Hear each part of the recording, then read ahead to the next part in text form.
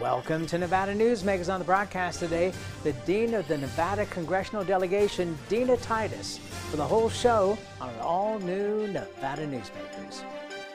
Nevada Newsmakers tapings in Las Vegas are brought to you by the Las Vegas Metro Chamber of Commerce.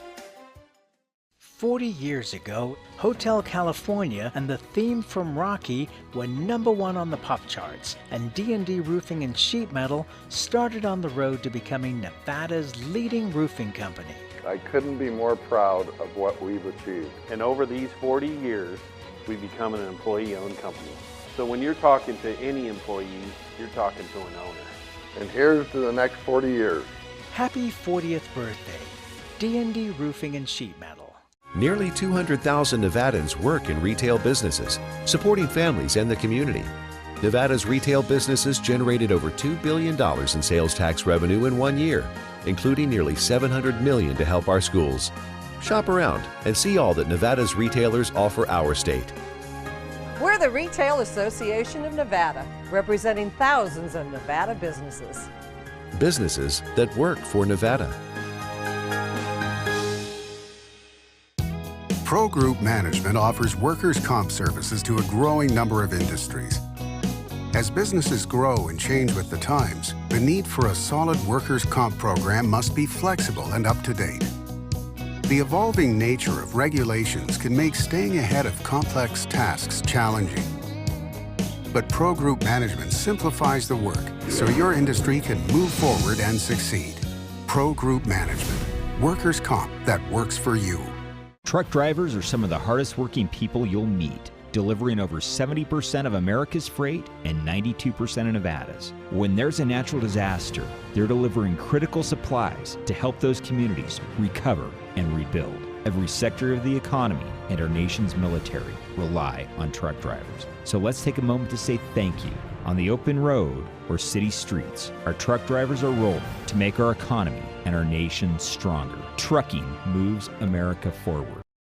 This is Nevada Newsmakers with host Sam Shad, a no-holds-barred political forum. Now, from the Nevada Newsmakers broadcast headquarters, here is Sam Shad. And back on Nevada Newsmakers, coming to you from the Las Vegas Metro Chamber in Symphony Park in downtown Las Vegas, which is in District 1, which is fortunate because our next guest is Congresswoman Dina Titus, who represents that district.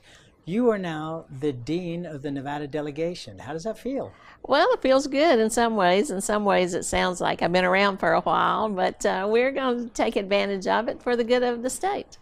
You were just named, as we were recording this today, chair of the Governor's Transition Advisory Subcommittee, along with Mayor Hillary Sheeby and former Speaker Barbara Buckley. What are your recommendations going to be to Governor-elect Sisolak? Well, I'm very honored to chair that committee, and I've got two good partners to work with, one from the north and one from the south. We're going to advise the governor on possible appointments. You know, he's his own man. He'll make the final decision. But the Democrats have been out of the governor's office for 20 years, so we've got to look for talent in other places, maybe think outside the box. And also, we're going to be advising him on policy because he wants to fulfill his campaign promises, and he's only got about 120 days when the legislature's there, and set some priorities for the rest of his term. And so we'll be working on those two things. Now, one of the things that a lot of people are not aware of is that for the most part, the first budget of a new governor is pretty much set by the previous governor. What things are possible, do you think, for Governor-elect Sisolak to get into this first session? Well, you're right, but I know that Steve has already met with Governor Sandoval. They've already looked at the budget and looking for places where he can put his mark on it. And it points out that one of the most important positions to get in a hurry is that budget director. Budget director, chief of staff, and communications director are the three key positions that you want to go after first. Any suggestions at this point, or names that are being bandied about? Well, if anybody's interested, they should send in their resume because we want to pick the rock stars. Okay, but as you say, you know, it's been 10 years since we had a Democratic governor. 20 years rather, since we had a Democratic governor. So these people are not just sitting around. Well, that's right, and that's why I say you got to think outside the box. We're going to look at the private sector, look at local government, people who might be interested. There may be some carryover from previous administration. administration. So one of the problems is that, you know, you have to move to Carson City, and if you have a family established here in the South, that might be a challenge. And the state pays so much less than the other entities do that people really have to be committed and want to work for this governor and the future of Nevada to make that choice. Okay, just a couple of more things about the upcoming legislative session. We've got a supermajority in the Assembly, control of the Senate, and a Democratic governor. Does that concern you? Too much power in one party, sometimes divided government can work better, as we're potentially going to see on a federal level. Well, that's right. The House will be Democratic and the Senate will be Republican, and so you will have divided government. I'm not worried about it here, though, because there's so many things that are in place to keep anybody from going too far off the rails. You know, it takes 2/3 to pass a tax increase. You've got an economic commission, or whatever the name of it is. The Economic Forum that makes a projection. How soon we forget. I knew what it did. I just forgot what it's called. Makes a projection for how much you can spend and things like that. So I think you're just going to see some new priorities. A lot of emphasis on education, Steve has talked about, and that's kind of what the public's demanding. It was interesting. We spoke to County Commissioner-elect Tick Segablum, and he was saying that he thinks that the Democrats, to use the word, not the party, are more conservative than some might imagine in both the Senate and the Assembly, and that you're not going to see a lot of far-out ideas coming out of this legislative session. Would you agree, or do you think we're going to see a lot more liberal ideas coming out? Well, there are a lot of new people I don't know very well who have been elected. I think they'll be excited to introduce their own legislation. But you've got some strong leadership on both sides who will kind of keep that in check and have an agenda that moves the state forward. I think will work well with the governor. I'm not worried that Nevada's going to suddenly become this crazy liberal, progressive, socialist place. Are you convinced at this point that Nevada is a blue state rather than a purple state, or do you think that the Trump factor was the reason that you saw things change so much, especially in Washoe County? Well, I think we're certainly trending towards being a blue state.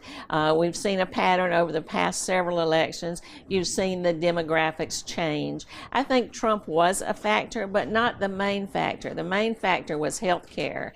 And it's interesting because it was health care that lost the Democrats the majority in Congress back in 2010 and won it this time. And it's because once you give somebody something, it's very hard to take it away. And when that something is protection for pre-existing conditions and insurance, everybody supports that and wants that regardless of what party they belong to. All right, so agreeing on that point, what should we be doing in Congress now to be able to move forward with what was Obamacare and is now going to be something new? Is it lowering, for example, the age of Medicare to perhaps 55 rather than 65? What things would you recommend? Well, I said that before, that one thing you could do is expand Medicare down and Medicaid up, and then that would cover lots of people. And I think that's the first step towards moving towards Medicare for all, which I support. I'm the only member of the delegation who does, but I'm part of that caucus and on that bill. So that's not going to happen this time, but you can start moving towards it. I think there are a number of things you can do. One thing is you got to be a backstop to the attempts to erode Obamacare that this administration has done through regulation, and so that's going to be a challenge. Also looking at drug pricing, allowing Medicare to negotiate for drug prices like the VA does. I think that's a huge step forward. And there's always a lot of talk about selling across state lines. That's a good idea, but that's really a state issue. It's one state insurance commissioner to another that keeps that from happening, not something at the federal level. You know, for a while, when Barbara Buckley was Speaker, we had an importation plan for Nevada from Canada for drugs. And after about 2 years, the list disappeared from the legislative website. And I spoke to a pharmacy that I deal with in Canada and said, how come you guys are not on that list, and why are you not promoting to Nevada? And they say, well, really, we don't need it. We do enough business already. Why is there not more of a push towards Canadian pharmacies because their drugs are exactly the same drugs, sourced from exactly the same places, but at a fraction of the cost. Well, I've supported that when I was in the legislature. I don't know what's happened exactly at the state level. Zero, I believe. Well, that's unfortunate. But yeah, I think you could do that sort of thing. But don't forget, NAFTA has now been renegotiated. Our relationship with Canada are different. So it's probably not just the pharmaceutical industry that's been affected by that, but certainly worth looking at again. All right, let's take a break. More with Congresswoman Dina Titus when we come back. Tamarack Junction is South Reno's hotspot with over 450 of the latest slots and video games. Sully Sports Bar, the Dining Car Restaurant, William Hill Sportsbook, and the Tamarack Steakhouse and Lounge. We're just north of the Summit Mall in South Virginia. Yeah.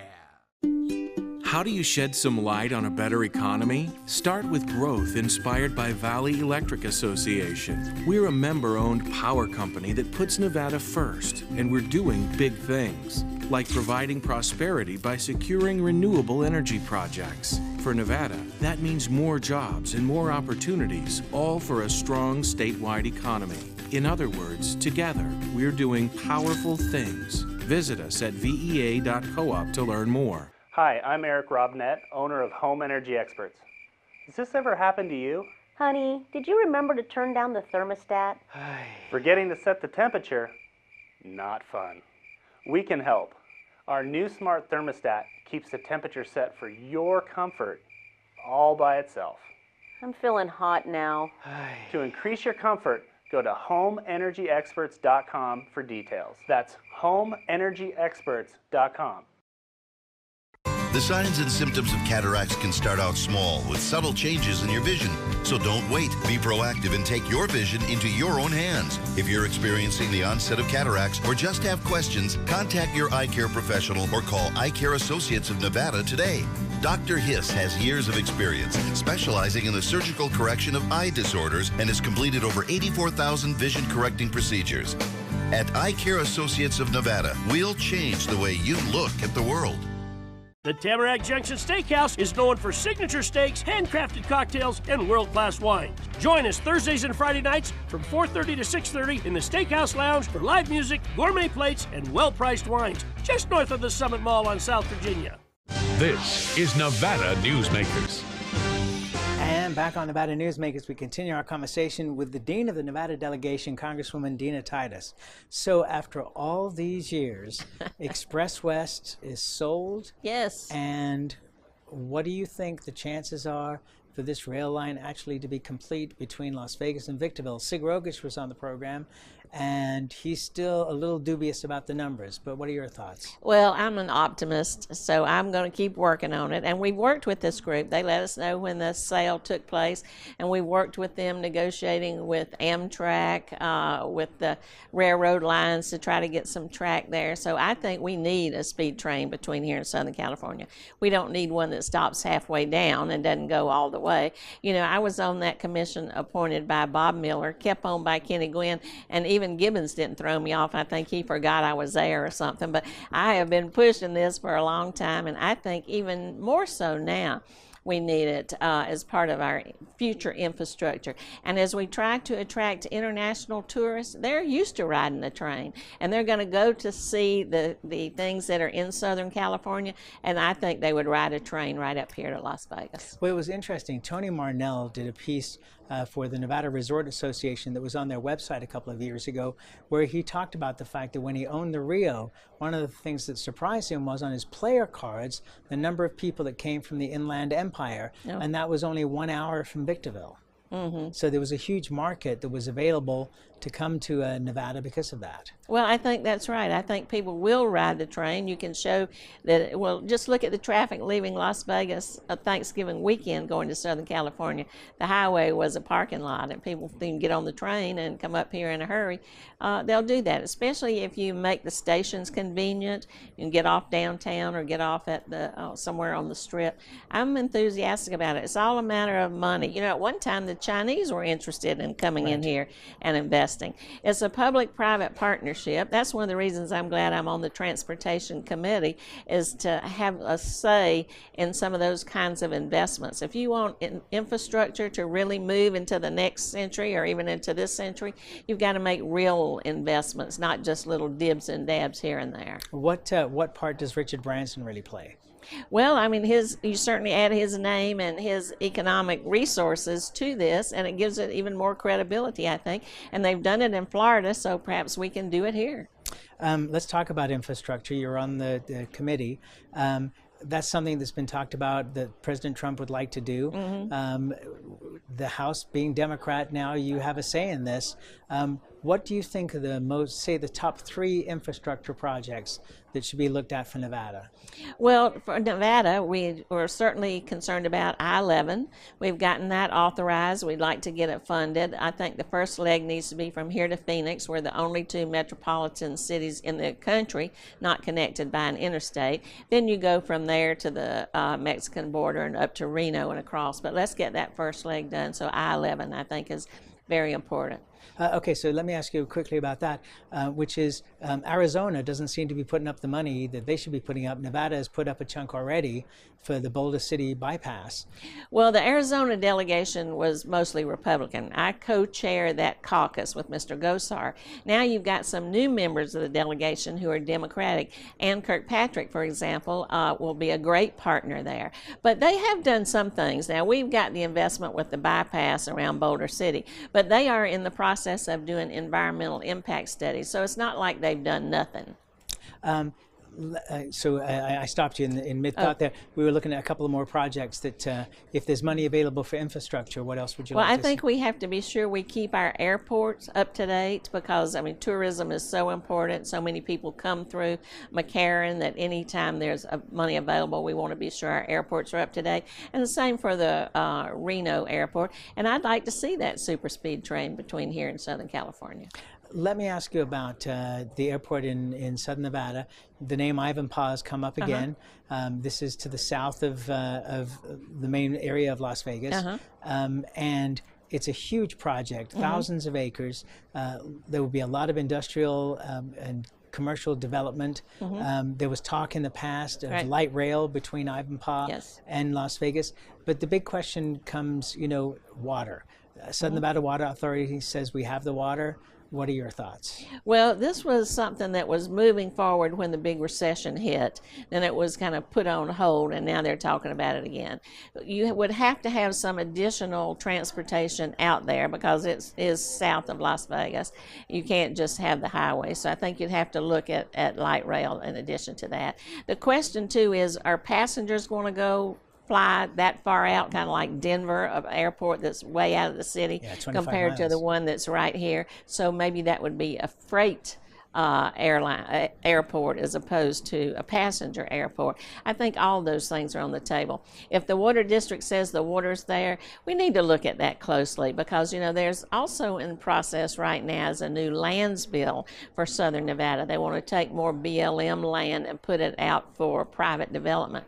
I think that's good. You need to grow, but you got to be very careful. We cannot get into the same situation we were in before that was a big part of our housing crisis. And you got to be able to have the water to sustain it. And in the past, that water district has kind of had the attitude, beg, borrow, steal, get it any way you can, and we need to be smarter about that going forward. You were the author of The Ring Around the Valley. Do you see that is the way that county and city government is going in Southern Nevada, or is it just going to be continued sprawl? I hope not. I hope we've learned our lesson, but I will be there to continue to remind them. There are lots of little pockets in the valley that are sitting empty, that are even owned by BLM.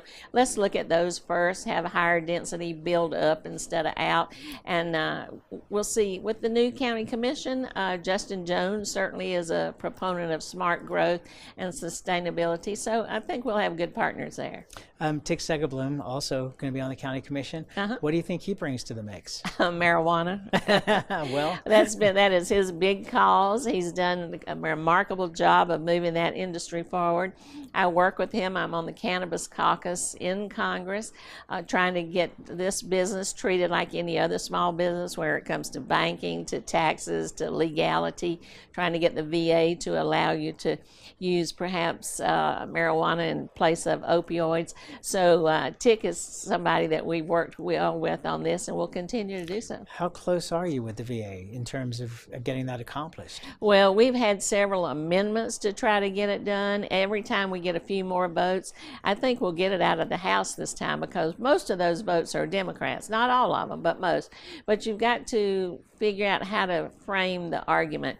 Some people see it as a criminal justice issue, some people as a states' rights, some people just for business, some people are just old hippies who want to get stoned, so you got to depend on how you frame it. It's also interesting, and Tick and I were talking about this, was, you know, all these marijuana smokers in Nevada didn't just suddenly start smoking marijuana. They've been smoking marijuana all along. Were you surprised at the number of people that maybe you knew, maybe you didn't know were smoking marijuana 60 years later? Well, I hadn't done a checklist of who's smoking and who's not. We did go out and work some of the lines at some of the dispensaries, though, for registration, and we found a number of those people were not local residents.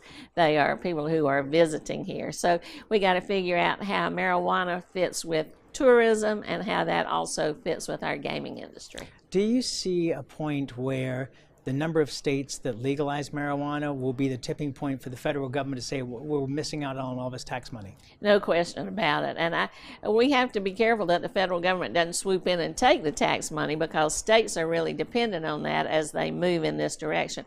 But you'll reach a tipping point so that, and you're already halfway there, that it will put more pressure on members of Congress to loosen up some of those restrictions. And especially after Utah. Right. All right, let's take a break. We're with Congresswoman Dina Titus when we come back. Nevada Newsmakers tapings in Las Vegas are brought to you by the Las Vegas Metro Chamber of Commerce. Dimitri Prine here for Design Outdoor. Come visit Design Outdoor's store and backyard to see our wide selection of fire pits, barbecues, and pizza ovens, natural stone water features and fountains, and frost-proof pottery. Our store and backyard are located at 11600 South Virginia, just north of DeMonte Ranch Parkway. Visit designoutdoor.com or call us at 851-9499. Can't do it. Stupid, like my mom. We can't do anything at Mommy's because you won't pay child support. Dad said you cheated, and he's not even sure he's my dad. Mommy said you left both of us, so she isn't gonna let me see you. I look just like my father. I'm divorce attorney Marilyn York, and I may represent men, but hate has no gender, only casualties. Please, stop sacrificing your children in your war against your ex. Hi, I'm Dave Newman. Remember me? I used to be the house detective, and now I'm a realtor, full-time at RE/MAX Realty Affiliates. And a lot of people ask me, how's the market? You know what? It's fantastic. If you're even kicking around the idea of buying or selling, give me a call. Let's talk about it. Call me at RE/MAX Realty Affiliates and just ask for the guy who used to be the house detective, Dave Newman. Everyone is talking about opioids, but they're not the only drugs that can be harmful if taken in large quantities or not as prescribed. You also need to be aware of side effects from anxiety drugs, muscle relaxants, sleep aids, and stimulants. Mixing prescription drugs with other drugs or alcohol can be dangerous. If you take Ambien with a glass of wine, it may be enough to stop you from breathing. Prescribed drugs can be just as dangerous as illegal drugs. Take medications only as directed. This is Nevada Newsmakers. And back on Nevada Newsmakers, we continue our conversation with Congresswoman Dina Titus. You deal on the Foreign Affairs Committee with terrorism. Yeah. And in a weird way, terrorism struck home with me over this Thanksgiving holiday. Going to movie theaters and going to live shows here in Las Vegas, where there are metal detectors to get into just a regular show. Movie theaters that are subtly saying as they can, if there's an emergency, you know, find your exit. If there's an emergency, get away from the building as far as you can. These are not messages about a small incident. These are messages about terrorism. Well, that's right. You find yourself looking for the nearest exit wherever you might be. And it fits with that whole notion of see something, say something. We learned that from Israel, how they are always on the alert for terrorism. But that's been expanded, Sam. It's not just terrorism. Now, little children are being taught that very same thing to protect themselves from active shooter situations just because of the increase in gun violence in this country. And that's a form of terrorism. What little child can learn if they're scared and being told how to hide if somebody comes in shooting up the place? You know, there's so much talk of gun control, and yet so many of the offenders of this violence that have occurred in the last few years in this country obtain their weapons legally, obtain the bullets legally. As you look at this problem, I look at it and say, as a former British person that didn't grow up with guns, a country of 300 million that has 300 million guns, the horse is out of the barn. How do you look at it? Well, I think you can't take that attitude. You have to try to do something. And what you need to do is tighten up who can legally get guns, whether it's tightening up background checks, which certainly seems reasonable, or putting certain restrictions, like, for example, if you have a warrant out against you for domestic violence, you shouldn't be eligible to get a gun, or, you know, you have a record, you shouldn't be able to. But so many things fall through the cracks if you don't have a good background check system. And, you know, it's also about helping people with mental illness. It's hard to identify a person with mental illness and put them in a system and say you can't have a gun, because you don't want to abridge their rights and their privacy when it comes to health issues. So it's not easy, but you have to keep trying. Hopefully we'll see you in Carson City when you come to give your speech there. I'll be there this spring. All right. Thank you so much, as always, for doing this. Thank you for having me. And we'll be right back. A bird's eye captures its surroundings at different heights. At Brian Culpa Photography, we can make your imagination soar over buildings, parks, cityscapes, and beyond. Brian's images tell the story and get the job done. If you need a new perspective to tell your story, contact Brian today. Brian Culpa Photography. Experience the bird's eye view at brianculpaphotography.com. Hi, my name's Marilyn Miner, and I'm sure you'd agree that Nevada's a very special place to live. I was born here, and my husband and I have raised our family here. I feel it's a privilege to live and work in the Truckee Meadows. I especially enjoy helping my clients reach their real estate goals. Sometimes the smallest details provide the greatest satisfaction. I'd be complimented to talk to you about your next move. Call Marilyn Miner at Dixon Realty, 742-1280, or log on to marilynminer.com. St. Ives Florist, for every holiday and every special occasion, for romance. Custom home design. We have the largest selection of fresh flowers in northern Nevada, and we also offer a large selection of unique gift items. Come see me, Lori Ann, at St. Ives Florist, 700 South Wells Avenue, or call me at 333-9190. Take a look at Pro Group Management and see how your workers' comp requirements can be met head-on. By taking a proactive approach, Pro Group can assure that your company is meeting or exceeding state and federal standards. As you move forward in your industry, Pro Group moves with you, simplifying regulatory tasks, clearing the way so you can get the job done and look to your future success. Pro Group Management, workers' comp that works for you. As always, you can watch Nevada Newsmakers 24 hours a day at nevadanewsmakers.com. You can also download podcasts of the show free of charge or watch us on YouTube. We'll see you on the next broadcast.